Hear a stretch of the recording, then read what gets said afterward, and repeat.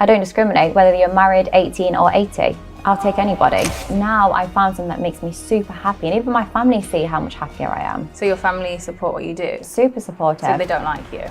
No, they're super supportive. But they don't like you? It's like hard work to get this body count. Let's talk about Bonnie Blue. She's been blowing up on social media recently, and Sophie Rain, one of the largest other social media OF creators, recently just tweeted out this, which is kind of ironic that you have these two people who make an astronomical amount of money on OF, making content online for people to consume of sexy nature, and they're both casting stones at each other on who is more successful than the other. Quite silly if you ask me, but I do believe that there's a conversation to be had in regards to Bonnie Blue. Because for those who've been living under a rock, Bonnie Blue has blown up because of her recent challenge that she did, was it 1 or 2 months back, where she announced publicly that she was going to sleep with 1,000 men in 24 hours and break world records of the most people who she slept with in a short amount of time. And boy, did she break records. It's a little interesting to me because there's a lot of TikToks of people, of women who were found out that their partners actually participated in this event of 1,000 men going and sleeping with this person. How the logistics of it, don't know how it really works, don't really care. It happened, all right? This was a huge thing. A lot of the men were masked. I think almost all of the men were masked to not reveal their identity, while everybody had their own little sexy time with Bonnie Blue. Records were blown, quite literally. But the reason I want to talk about this today is because as of last 24 hours, Bonnie Blue recently was banned from the social media site known as OF, Only. Yeah, that site, which, you know, she's had it for a whole year, and she went out and said on a statement that she was making over $500,000 a month, which equates rather almost $8 million a year. And as of yesterday, that is completely gone because OF released a statement basically saying that Bonnie Blue is violating their rules and policy rules, which basically puts sexy things into a rule of extreme content. There are just certain things that people do that are considered extreme on that website. That being one of them, because Bonnie Blue recently announced that she was going to up her challenge because she did the sleep with 1,000 people within less than 24 hours.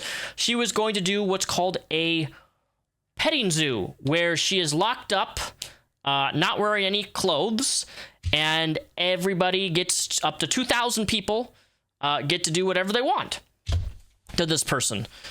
And I think there's a conversation to be had on this subject.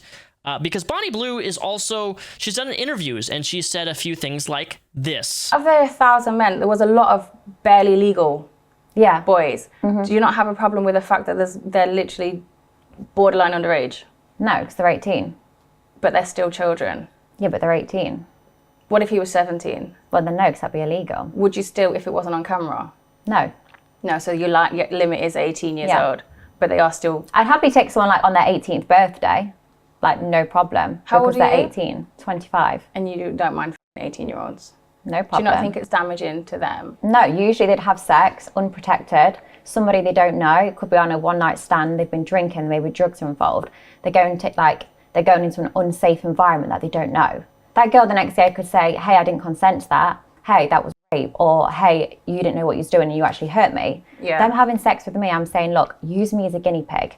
Try and error, whatever you want, because I'm consenting to this and I want to educate you on a woman's body. Because yes, you can learn sex education at school, but how much do you learn from a middle-aged teacher that's not been laid for years? So you're just like a modern-day walk-in sex education lesson? Yeah. For underage children? Well, no, because they're 18. Well, barely legal people, yeah. And if you've got an issue with the age, then take it up with the government, because I go by the rules and the rules is 18.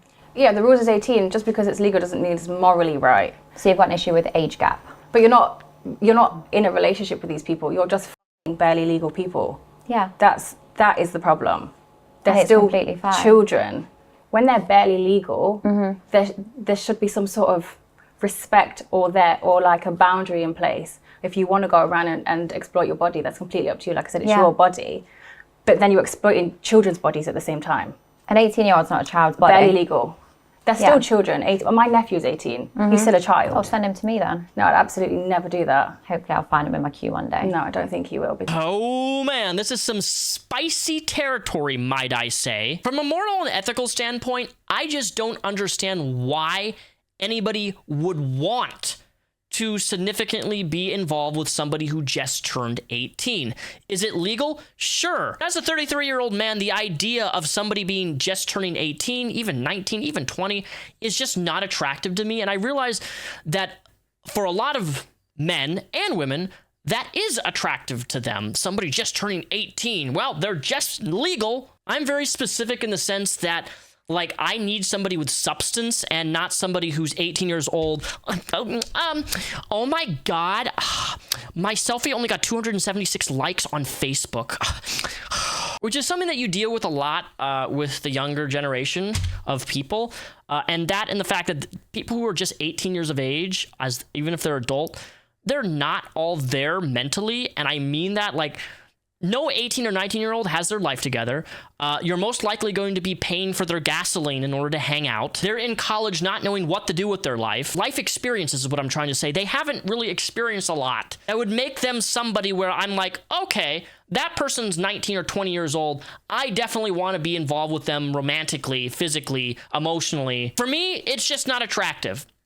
I can see why other people would find it attractive because it's easier to get with someone who is young and dumb, like literally. That's how I interpret that. You don't know how to get people your own age, so therefore you're just going for somebody who's younger because they don't know any better, because they don't have life experiences and discernment to make these smarter choices on who they should probably date. But at the end of the day, it's legal, right?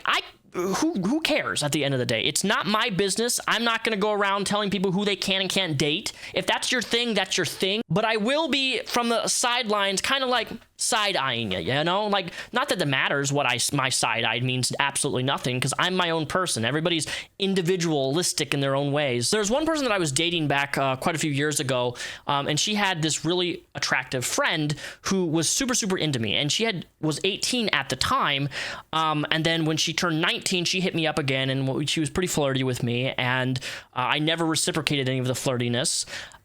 20, she did the same thing, and then when she was 21, we had a FaceTime conversation. She called me, and we had a talk, and she was surprised to find out when I told her, I'm like, I never flirted or reciprocated anything because you were too young, and I'm not interested in having...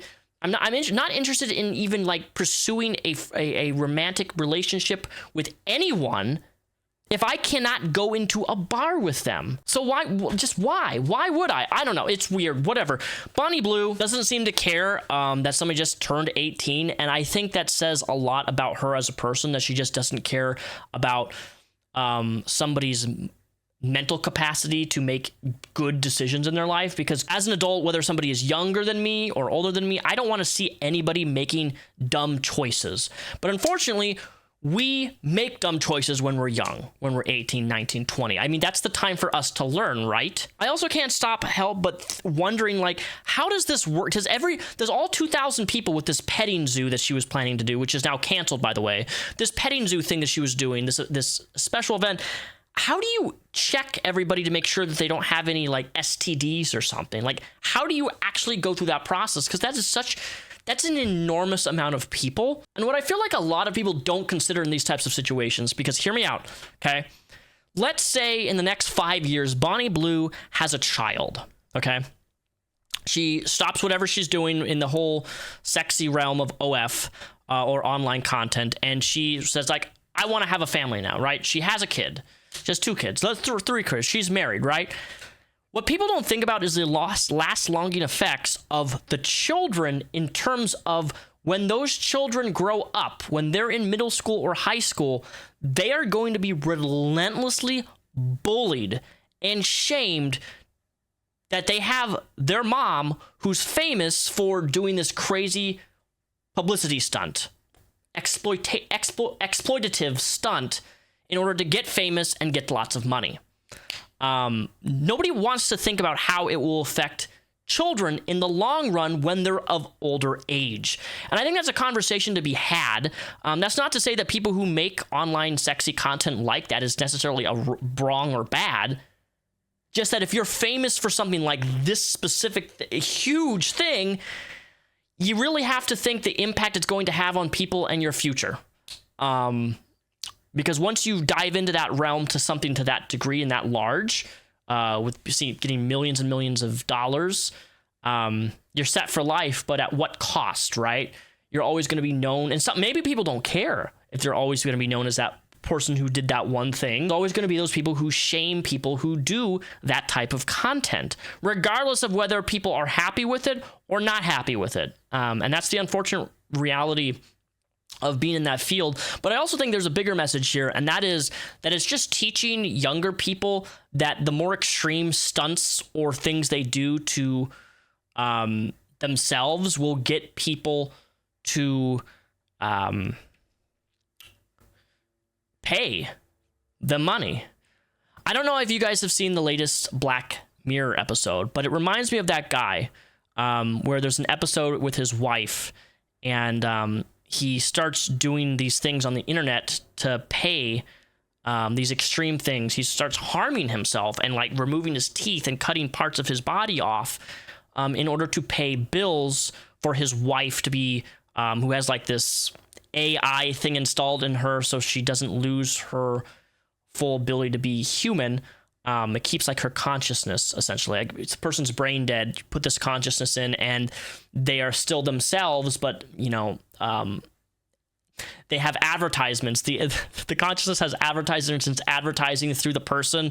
And every single year, like the consciousness of AI that they put into this person is getting more and more expensive. And in order to just pay the basic bills, this person is doing more extreme things to themselves and hurting themselves in order to just get by, to have a connection with their wife. It was a heartbreaking episode. I sobbed, and I'm like, you know what? I'm probably not going to watch the next 5 episodes for like 6 months because I was crying my eyes out. It was a horrific episode of Black Mirror, but it's one of those things where it just makes you start questioning and thinking about and asking those types of questions. Do you think that what she's doing is causing harm to other women, potentially from other women and other men seeing that, oh, this woman did this, well, now I have to break that standard because they did this extreme thing, and I'm going to be the next best thing, and I'm going to break her record, and I'm going to be famous from it, right? There's this adrenaline, and there's science that backs this up. There's this adrenaline that we have, this addiction that when we get a large influx of money or views or our video explodes, it puts these endorphins in our head, right? And it becomes addictive. We're like, wow, look at that, 100,000 views. We are heading towards a era, and this has always been an issue on YouTube, but it's getting worse and worse and worse, especially since TikTok was created, where we are so invested in the amount of views and attention that something gets, because it brings those positive endorphins when we get something. Like, maybe we didn't grow up very popular in school, and now we have millions of followers, right? It feels good. But at what cost if you're losing yourself? At what cost if you're not becoming who you are meant to be? If you're losing your identity as a person by allowing your crave for attention and fame to outshine who you potentially could be by doing something that you may not even really want to do, but because it pays well, or it makes you feel good, or it makes you feel a certain type of way, which actually in the long run may not be good for you, right? Now, I'm not saying that's the case for Bonnie Blue. I'm not putting anything saying that she's a bad person. I'm not here saying that she shouldn't do what she wants to do, because I'm of the belief that people can do whatever they want to do. As long as they're not hurting other people, that's what matters at the end of the day. But the question is Bonnie Blue hurting other people? Because people see this, right? And they see her as an example of how easy you can achieve fame by doing something extreme. So it sets a precedent. Right? You see where I'm going? Like, this is like a whole circle. We start at one point and we go all the way to the very end. And I'm asking you guys more questions than I'm giving you answers, but what do you guys think of this? So Bonnie Blue has been banned. She's losing $8 million a year. She'll probably be hired by either some other company or go to some other social media site where she can do this publicity stunt. I don't know if she's still going to do it now that OF canceled her account where she was making $8 million a year. I don't know what's up for next, but I think it's something that people need to be aware of. And I think more people need to be open to talking about the situation rather than just shaming and condemning it. What do you guys think at the end of the video? I want to know what you guys think. Leave a comment down below. If you made it this far in the video, thank you. Support the channel of the sponsor, Vance Global. They specialize in delicious gummies and puffs for your relaxation, your ability to sleep. You need some comfort. You need to take the edge off. Well, Vance Global can do that for you. They have a wide variety of different products. They have things that you eat. They have things that you puff. They have things that you grind, okay? They have a wide selection. And if you work a particular job like I do where you can't actually do certain substances, well, you can actually take what they have, a CBD product specifically for you that you can take, and boy, does it work. Let me tell you. If you go to vanceglobal.com and you use my code at checkout, Repsion, you're going to get 20% off every single order that you do, along with free shipping. Please make sure that you use my code, because not only does it help me a lot, but it supports the channel. It inspires me to keep creating content as I see fit and when I want to create content, rather than being put into a contract with sponsors saying I need to make 2 videos every month. The only way I'm going to get paid. This is more of a, hey, if you support the channel, support the sponsor. It helps me, it pays for my groceries, and it helps you at the same time, because it's a good product. Trust me. I've had no complaints. You guys rant and rave to me on how good this company is. They've been sponsoring me for over 3 years, which is my longest running sponsor. In fact, did you know that I had a sponsor? I had Hulu as a sponsor years back. I think it was like 2014, 2015. And I lost them as a sponsor for this channel because I made a video supporting a bill that supported the legalization of the devil's lettuce. Yeah. So that was nice. Great job, Hulu. I'll always remember that. But yeah, make sure to click the first link down below in the description. Check out the sponsor. Also, Discord is open for the next 25 slots. 25 people can join, and then it gets closed off. I'll catch you guys in another day, because I'm going to be... I got to go edit my video on Foodie Beauty, because I have another video cooking on the upload bar. So stay tuned.